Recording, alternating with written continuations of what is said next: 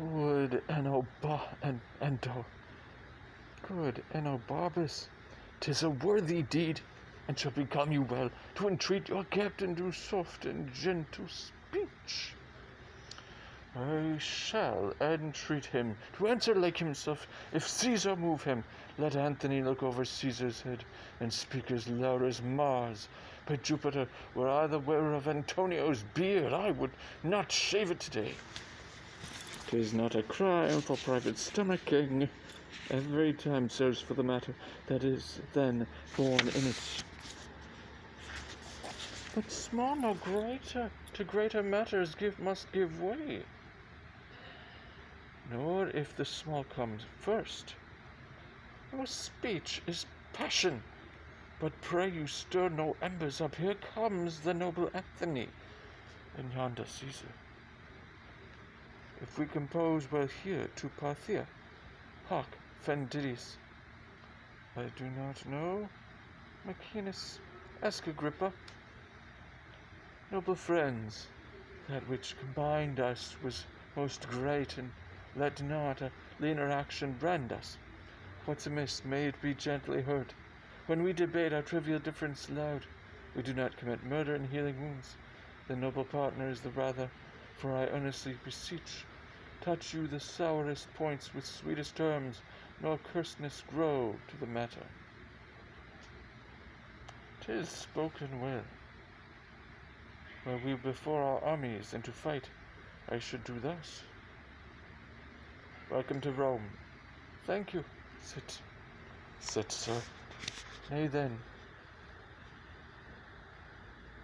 I learn you take things ill which are not so, or being concern you not. I must be laughed at, if or for nothing or a little I should say myself offended, and with you chiefly i' the world. More laughed at that I should once name you derogatively, when to sound your name it not concern me. My being in Egypt, Caesar, what was it to you? No more than my residing here at Rome might be to you in Egypt. Yet if you there did practice on my state, your being in Egypt might be my question. How intend you practiced? You may be pleased to catch at mine intent by what did here befall me. Your mother and brother made wars upon me, and their contestation was theme for you. You were the word of war. You do mistake our business. My brother never did urge me in this act. I did inquire it, and have my learning from some true reports that drew the swords with you. Did he not rather discredit my authority with yours, and make the wars like against my stomach, having alike your cause of this my matters? My letters before did satisfy you. If your part to quarrel as matter whole you have to make it with, it must not be with this. You praise yourself by laying defects of judgment to me, but you patched up your excuses. Not so, not so. I know you could not lack, I am certain on it. Very necessity of this thought, that I, your partner in the cause against which he fought, could not with graceful eyes attend those wars which fronted mine own peace. As for my wife, I would you had her spirit in such another. The third of the world is yours, which with a snaffle you may peace easy, but not such a wife. Would we had all such wives, that the men might go to wars with the women. So much incurable her garboils, Caesar, made out of her impatience, which not wanted shrewdness of policy too. I grieving granted you too much disquiet, for that you must but see I could not help it. I wrote to you when riding in Alexandria. You did pocket up my letters, and with taunts did jibe my missive out of audience. Sir, he fell upon me, ere admitted then. 3 kings I had newly feasted, and did want of what I was in the morning. The next day I told him of myself, which was as much as to have asked him pardon. Let this fellow be nothing of our strife. we contend out of our question wipe him.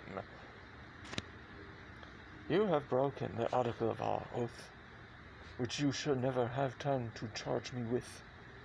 Soft, Caesar, no leopards, let him speak. The honor is sacred when he talks on now, supposing that I lacked it. But on, Caesar, the article of my oath, to lend me arms and aid when I required them, to which you both denied, neglected rather. And then when poisoned hours had bound me up, from mine own knowledge, as nearly as I may, I'll play the penitent to you. But mine honesty shall not make poor my greatness, nor my power work without it. Truth is that Fulvia, to have me out of Egypt, made wars here, for which myself, the ignorant motive, do so far ask pardon as befits mine honor to stoop in such a case. 'Tis noble spoken.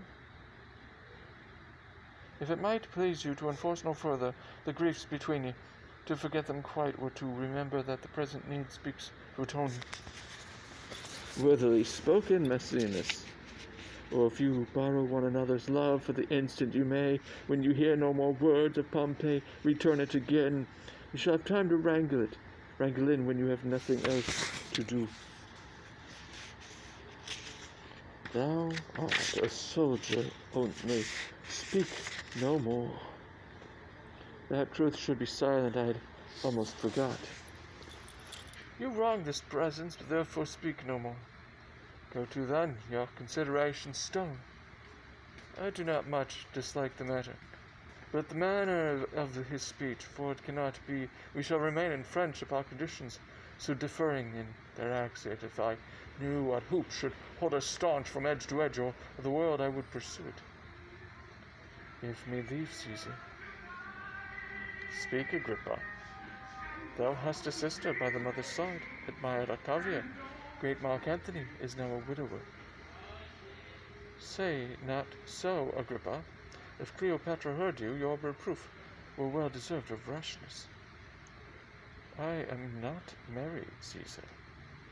Let me hear Agrippa further speak.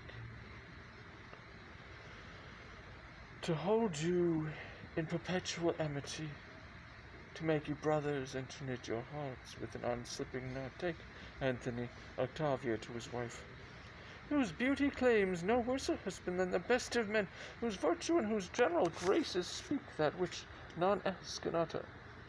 But this marriage, all little jealousies, which now seem great, and all great fears, which now import their dangers, would then be nothing. Truths would be tales, would now half tales be truths. Her love to both would each to other, and all loves to both would draw after her. Pardon what I have spoke, for 'tis a studied, not a present thought, but duty ruminated. Will Caesar speak?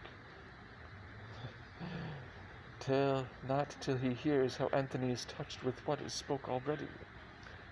What power is in Agrippa, if I would say, Agrippa, be it so, to make this good? The power of Caesar, and his power unto Octavia. I never to this good purpose, that so fairly shows, dream of impediment. Let me have thy hand further this act of grace. From this hour, the heart of brothers govern our loves, and sway our great designs. There's my hand.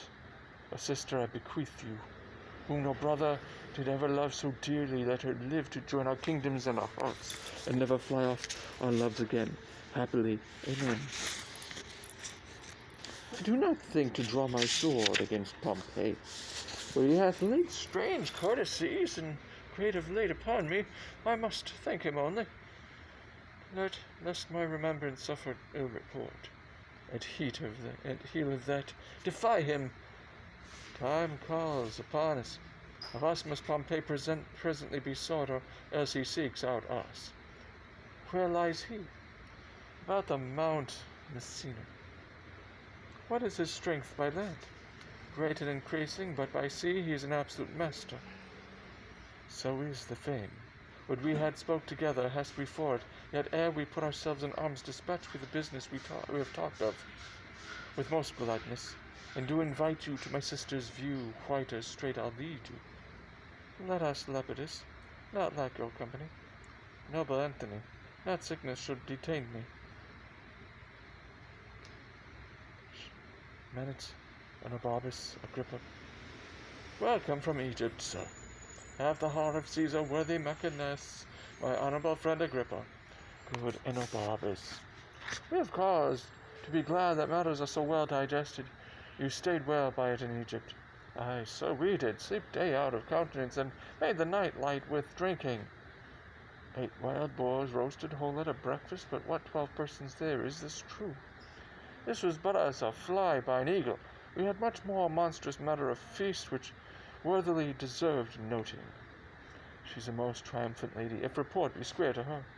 When she first met Mark Antony, she pursued up his heart upon the river of Cydnus. There she appeared, indeed, of my report had devised will for her. I will tell you, the barge she sat in, like a burnished throne, burned on the water. The poop was beaten gold, purple the sails, and so perfumed that the winds were lovesick with them. The oars were silver, which to the tune of flutes kept stroke and made the water which they beat to fall faster, as amorous of their strokes. For her own person it begged all description. She did line her pavilion cloth of gold of tissue, or picturing that Venus where we see the fancy outward nature. On each side her stood pretty dimpled boys like smiling cupids, with divers colours, fans whose wind did seem to glow, the delicate cheeks which they did cool, and what they undid, a rare for Antony. How gentlewoman, like the Nereids, so many mermaids tendered her in the eyes, made their bends adornings. At the helm a seeming mermaid steers, the silken tackle swell with the touches of those flower-soft hands that yearly frame the office.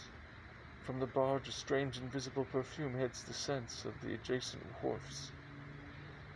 The city cast her people out upon her, and Antony, enthroned in the marketplace, did sit alone, whistling to the ear, which, but for vacancy, had gone to gaze at Cleopatra too, and made a gap in nature. Rare Egyptian. Upon her landing, Antony sent to her and invited her to supper. She replied it should be better he became her guest, which she entreated our courteous Antony, whom ne'er the word of no woman heard speak, being barbered 10 times o'er, goes to the feast, for his ordinary pays his heart for what his eyes eat only. Royal wench. She made great Caesar lay his sword to bed. He ploughed her, and she cropped. I saw her once, hop 40 paces through the public street, and having lost her breath, she spoke and panted, that she did make defect perfection, and breathless power breathe forth. Now Antony must leave her utterly. Never. He will not. Age cannot wither her, nor custom stale her infinite variety.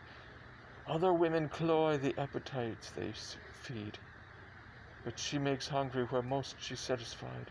For vilest things become themselves in her, for the holy priest bless her when she is riggish. If beauty, wisdom, modesty can settle the heart of Antony, Octavia is a blessed lottery to him. Let us go. Good Enobarbus, make yourself my guest, whilst you abide here. Humbly, sir, I thank you.